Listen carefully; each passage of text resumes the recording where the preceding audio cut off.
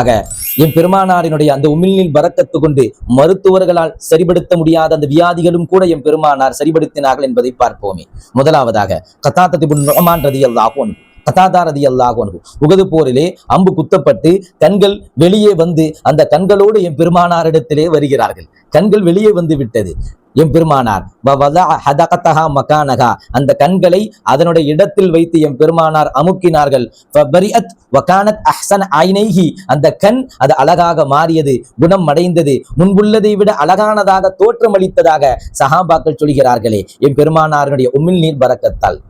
இரண்டாவதாக முஹம்மது இப்னு ஹாத்திப் ரலியல்லாஹு அன்ஹு அவர்கள் சொல்வார்கள், நான் சிறுபிள்ளையாக இருக்கும் பொழுது அஸ்அத அலைய வஜிஹி எதிரும் ஒரு பாத்திரம் என் மேல் விழுந்தது. அந்த சூடான பாத்திரம் விழுந்ததில் என் முகம் கருகி போனது, என் தோள்கள் எல்லாம் கருகி போனது. என் தாயார் நபியிடத்திலே அழைத்து வந்த பொழுது நபி ஸல்லல்லாஹு அலைஹி வஸல்லம் அவர்கள் வத்தஃபல ஃபீஹி வபர என் பெருமானார் உமிழ்நீர் கொண்டு தடவினார்கள். அந்த நோய் அழகாக குணமானது என்று சொல்லி தருகிறார்களே. சூடுபட்ட அந்த காயமும் கூட உமிழ்நீர்லாம் சரியாக்கப்பட்டது.